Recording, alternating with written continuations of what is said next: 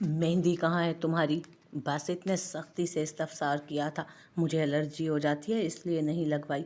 तो अब लगवा लो क्योंकि मुझे पसंद है। बासित ने उसका दूसरा हाथ थामते हुए कहा, दोनों में लगवानी है, बल्कि पाँव पर भी लगवानी है। उसने एक और ऑर्डर जारी करते हुए कहा तो रुबाब ने फौरन सर हाँ में हिला दिया। उसकी पसंद का सुनते ही उसने दिल में सोच लिया था कि वो मेहंदी लगवा लेगी। अब जाऊं? उसने उसके हाथों से हाथ निकालते हुए कहा। उसके लम्स से उसका सांस सीने में ही अटका था। चलो, उसने कुछ सोचते ही गाड़ी का दरवाज़ा खोला और बाहर निकला। अंदर जाते वो अपने कमरे में चली गई। बिना उसे देखे तो वो दुरेद के कमरे की तरफ गया उससे बात करने के लिए, और आखिर में उसने दुरेद यज़दानी को रुखसती के लिए मना ही लिया। उसकी पढ़ाई सब मैं खुद करवा लूँगा, लेकिन अब मैं अकेला नहीं जाना चाहता। लेकिन उसे कोई काम नहीं आता। ज़िया वो कैसे मैनेज करेगी? मैं काम करवाने नहीं ले जा रहा, सिर्फ साथ लेकर जाना चाहता हूँ। ओके, मुझे इतराज़ नहीं, लेकिन पापा से मशवरा बाकी है और रूबी की मर्ज़ी शामिल होगी इसमें तो ही। ओके ओके, सबसे पूछकर कल बता दे मुझे। उसका पासपोर्ट भी बनवाना है मुझे। इतने दिनों में कैसे? दुरेद सच में अभी शादी नहीं चाहता था अपनी बहन की, लेकिन एक तरफ दोस्त था, वो दोस्त जो हर मुश्किल वक्त में उसके साथ खड़ा था उसके लिए। सब हो जाएगा, भरोसा रख। उसने दुरेद को गले लगाया तो वो कुछ रिलैक्स हुआ। वापसी पर गाड़ी में बैठते उसके चेहरे पर मुस्कुराहट थी, पुरस्कार मुस्कुराहट। मैं तुमसे तुम्हारी बहन को बहुत दूर ले जाऊंगा दुरेद यज़दानी, कि वो तुम्हें और तुम उसे देखने को भी तरसोगे। अगले ही रोज़ उसकी पसंद का फैसला सुना दिया गया था। शौकत यज़दानी को वो मना चुका था, और रुबाब कैसे मना करती जब उसे इतना डराया गया था। बासित उसे 2 बार फ़ोन करके पक्का कर चुका था कि वो हाँ ही करेगी, और फिर उसने पासपोर्ट बनवाया था जो उसने पहले ही बनने के लिए दे दिया था। वो मुकम्मल तैयारी के साथ सब कर रहा था। दूसरी तरफ रुबाब ने रो रो के घर सर पर उठा लिया था। उसे पहले नहीं मालूम था कि वो उसे अपने साथ ले जाएगा। उसके रोने को देखते शौकत यज़दानी भी अपने फैसले पर दोबारा नज़रसानी करना चाहते थे, लेकिन दुरेद जुबान दे चुका था। वो उसके पीछे चलती वापस ऊपर आई। उनको देखते ग्राउंड में मौजूद लड़के लड़कियों में चहमगोइयाँ शुरू हो गई थीं। वो सामने नीली शर्ट, जाओ। मैं कैसे जाओ? नहीं तो अपनी सज़ा को याद कर लो। मन्नत ने थूक निगलते आगे कदम बढ़ाए थे। रुको। उसने मुड़कर उसे देखा तो वो कदम कदम चलता उसके नज़दीक आया। ये जान लो कि तुम्हारी कमर पर हाथ फेरने वाला वही शख्स था, और तुम्हारी पिछली जिप को खोलने की कोशिश भी उसने की थी, उसने कहा, और कंधे उचकाता पीछे हो गया। मन्नत ने सदमे से उसे देखा। उसे तो लगा था कि बस कोई पीछे से शरारत कर रहा था। उसकी आंखें सुर्ख और नम बैक वक्त हुई थीं। वो तेज़ी से चलती आगे बढ़ी थी। उस लड़के के पीछे जा खड़ी हुई और उसकी कमीज़ को कंधे से थामते उसने झटके से खींचा था। शर्ट कंधे से हल्की सी फट गई थी। लड़के ने पीछे मुंह करके उसे देखा। इससे पहले कि वो कुछ कहता, चटाक चटाक उसके दोनों गालों पर मन्नत वकार तमाचे मार चुकी थी। अब तमाम तलबा रुक कर उस मंजर को देख रहे थे। आइंदा अपने इन हाथों से अपनी माँ बहन को तंग करना। उसने उसके हाथ पर थूकते हुए कहा, ओए! वो लड़का बिलबिलाया था, तू जानती नहीं मेरा बाप कौन है? कौन है बताओ ज़रा? कहीं प्राइम मिनिस्टर तो नहीं पाकिस्तान का? वो इतनी हिम्मत कभी ना करती, लेकिन बात उसकी इज्जत की थी। अगर तब वो उसकी जिप खोलने में कामयाब हो जाता तो? ये सोच ही उसके लिए सुहाने रूह थी, इसलिए बिना सोचे समझे जो दिल में आ रहा था वो कर रही थी। वो जो उसे डरपोक हिरनी समझा था, उसकी इतनी हिम्मत पर उसके लबों के कोने पर कातलाना मुस्कुराहट छाई। वकार इंटरप्राइजेस के सेनेटर। ओह! मैं तो आधी अधूरी इन्फॉर्मेशन सुनते ही डर गई। तुम्हारे वालिद साहब मेरे बाप के अंडर काम करते हैं। ये जो अय्याशी करते फिरते हो ना, अपने बाप से कहकर इस यूनिवर्सिटी तो क्या, आने वाले 4-5 सालों में किसी अच्छी कंपनी में नौकरी के दरवाजे भी तुम पर बंद करवा दूंगी, समझे? वो लड़का उसका आधा तारुफ और उसकी हिम्मत देखकर ही समझ गया कि वो किसी बड़े बाप की औलाद है। माफ़ी मांगो। ऐसा मुमकिन नहीं। तुम मुझे मार चुकी हो, और माफ़ी किस चीज़ की जब मैंने कुछ किया ही नहीं। उस लड़के को अब अपनी इज्जत बचानी थी। उसने सारी रात उसको आंखों में बसाए काटी थी, फिर न जाने कैसे उसकी आंख लग गई। तुम? उसने महसूस किया कि वो मुसलसल उससे दूर हो रही है। उसने नींद में ही उस पर अपना हिसार तंग किया। छोड़ो। अब अपने बाजू पर उसके नाखून महसूस करते वो झट से होश की दुनिया में वापस आया था। तुमने? मैं यहाँ? वो होश में आते ही यहाँ वहाँ देखने लगी। अपने आप को अपने घर की 4 दीवारी में ना पाते वो पागल होने को थी। मैं छोड़ आता हूँ। वो तेज़ी से हरकत में आया और फौरन उठ खड़ा हुआ। मैं यहाँ कैसे? तो तुम लाए हो ना? वो आपे से बाहर होने को थी। हाँ, तुम्हारी तबीयत। उसने उसे देखा जो तेज़ी से बेड से उतरती खड़ी हुई थी। तुमने फिर कुछ? है मेरे खुदा। वो अपने सर पर हाथ मारती ही ज़ियानी कैफियत में बोली, रिलैक्स रहो रबी, चलो अपनी ज़ुबान से मेरा नाम ना लेना। दुरेद यज़दानी, तुम इस दुनिया के आखिरी शख्स भी नहीं होगे जिसको मैं देखना या सुनना चाहूँ। तुम्हारी हिम्मत कैसे हुई मुझे यहाँ लाने की? हिम्मत कर ली थी, अब चलो। उसने फ़ौरन आगे बढ़ते कहा, इंसान की फितरत कभी नहीं बदलती। उसने तमस्कराना अंदाज में कहा, रबी जाना है तो छोड़ आता हूँ, इसके बाद नहीं जाऊँगा। उसने तहम्मुल से कहा, रुबाइशा हक नाम है मेरा, तुमसे बेहतर कौन जानता है? नाम लो, मैं तुम्हारी कोई लंगोटिया यार नहीं हूँ जो इस तरह मुखातिब कर रहे हो मुझे। आ गई ना अपनी औकात पर?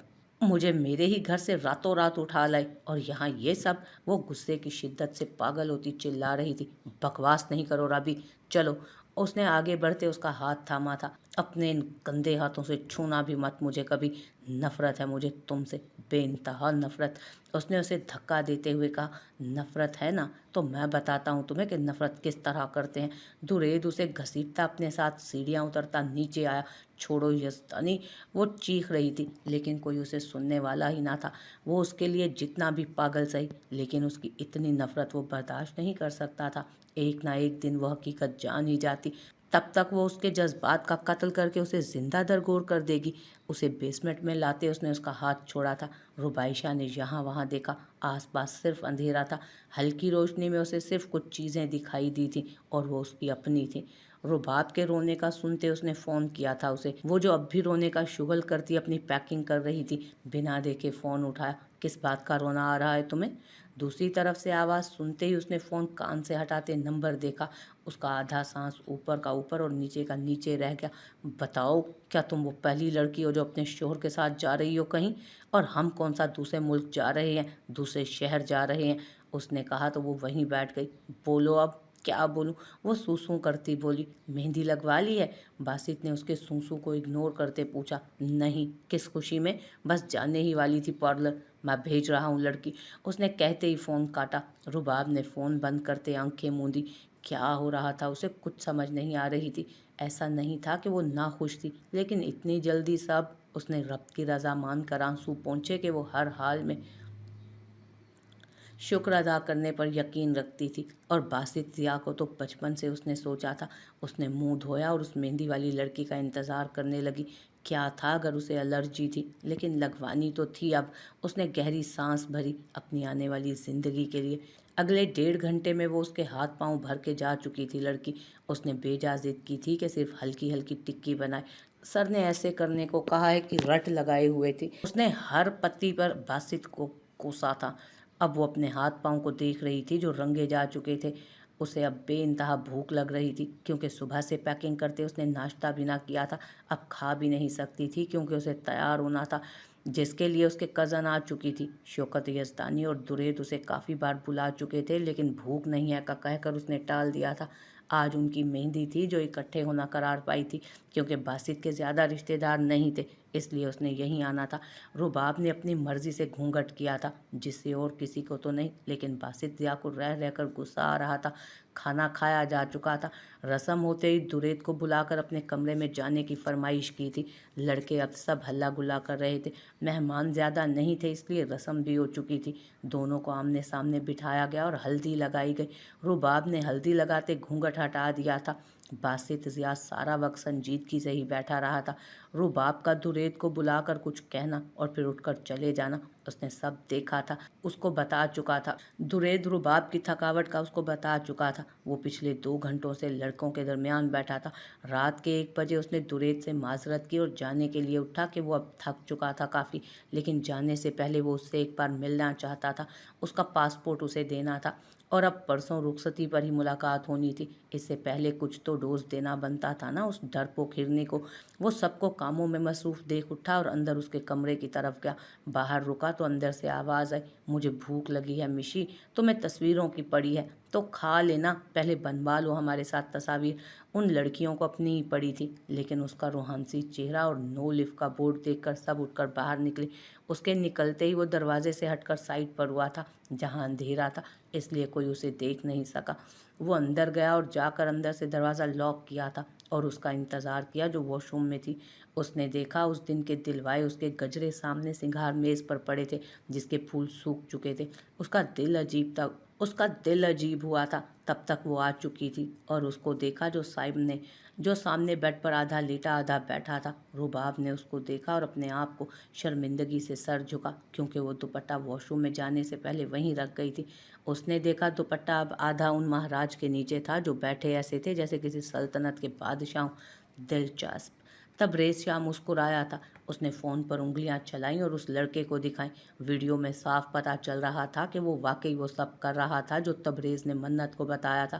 تبریز شاہ نے وہ ویڈیو صرف اسے دکھائی تھی کہ اس میں منت وقار انوالو تھی۔ وہ پیچھے ہٹا اور مڑ کر واپس جا کر اپنی سابقہ پوزیشن میں کھڑا ہو گیا۔ اس لڑکے نے تھوک نگلتے منت کو دیکھا جو اب چہرہ گھمائے تبریز شاہ کو دیکھ رہی تھی۔ آئی ایم سوری، منت نے بے خیالی میں کہا۔ آواز نہیں پہنچی لوگوں تک؟ تبریز شاہ نے ہانک لگائی۔ میں معافی مانگتا ہوں، اس لڑکے نے ذرا اونچی آواز میں کہا تو منت نے مڑ کر واپسی اسی کی طرف رخ کیا۔ اس سے زیادہ تماشے کی متحمل نہیں تھی وہ۔ اس سے پہلے کہ وہ پاس آتی تبریز شاہ جا چکا تھا۔ اس نے بھی آخری لیکچر کو مس کرتے ڈرائیور کو فون کیا اور گھر چلی گئی۔ اس دن کے بعد سے تبریز شاہ اسے کم ہی نظر آتا تھا، لیکن جب بھی نظر آتا اس سے کوئی نہ کوئی کام کہہ دیتا۔ ابھی آج بھی وہ اس کی اسائنمنٹ بنا کر لائی تھی جو اس نے کل تھمائی تھی اسے۔ ساری رات نیند میں اونگنے کے باوجود اس نے اس کی اسائنمنٹ پوری کی تھی۔ اب بھی وہ جمائی لے رہی تھی کہ وہ سامنے سے آتا دکھا اور پھر وہ اس کے پاس آ کر کھڑا ہوا۔ کر لیا کام؟ اس نے اس کی فائل آگے کی۔ تبریز شاہ نے کھولی اور ایک نظر دیکھتے واپس اسے دیکھا جس کی آنکھیں رات کی نیند پوری نہ ہونے کی وجہ سے لال ہوتی اس کے جاگنے کی گواہی دے رہی تھی۔ ظفر، اس نے اپنی کلاس کے لڑکے کو آواز دے کر بلایا۔ جی تبریز بھائی۔ وہ اس سے چھوٹا تھا اور اس کی کافی عزت کرتا تھا۔ منت سب خاموشی سے دیکھ رہی تھی۔ اسائنمنٹ بنائی ہے سر خلیل کی؟ اس نے فائل پر نظر دوڑاتے کہا۔ نہیں بھائی، آپ کو تو پتہ ہے ہماری بہن کا نکاح تھا تو بس مصروفیات۔ یہ لو۔ اس نے اپنی فائل آگے کی۔ منت جو کب سے عدم دلچسپی لیے بیٹھی انہیں سن رہی تھی چونکی۔ بھائی یہ تو آپ کی نہیں، تم رکھ لو، میں نے تو رات کو ہی اپنی بنا لی ہے خود۔ اچھے سے پڑھ لینا، کسی اناڑی سے بنوائی ہے، یہ نہ ہو تمہارے نمبر کٹ جائیں۔ جی شکریہ بھائی۔ وہ خوشی خوشی وہاں سے چلا گیا۔ تبریز شاہ نے مڑ کر اسے دیکھا جو اپنی جگہ پر نہیں تھی۔ وہ کچھ دور اسے جاتی دکھائی دی۔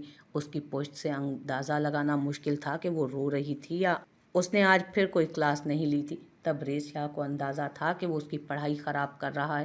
کچھ سوچتے ہوئے اس نے اپنی کلاس کی طرف قدم بڑھائے، پھر کچھ سوچتے اپنے ڈرائیور کو فون کیا۔ جی سر، وہ جا چکی ہیں۔ اوکے۔ جس دن تم حقیقت جان گئی نا، اس دن تم خود سے نظریں نہیں ملا پاؤ گی جیسے میں نہیں ملا پاتا۔ وہ رات میں آج تک نہیں بھول پایا۔ اگر ان دواؤں کا سہارا تم نے لیا ہے تو میرا اندر بھی خالی ہے کہیں نہ کہیں۔ ایک دن ربائشہ دریج یزدانی، وہ کہتا نیچے بیٹھتا چلا گیا۔ وہ بھی اندر بیٹھ گئی تھی۔ اس کی نظر اس کے ان کپڑوں پر پڑی جو اس نے اس رات پہن رکھے تھے۔ اس کے چلانے کی آوازیں درید یزدانی نے باہر تک سنی تھی، لیکن اس کے لفظوں کی اتنی سزا تو بنتی تھی۔ اگر اس رات کی آگ اسے روز جلاتی تھی تو اس کا پورا حق تھا اس آگ میں خاک ہونے کا۔ گھنٹے گزر گئے، صبح سے شام ہو گئی۔ ان دو لوگوں نے اس دروازے کو سہارا بنایا تھا۔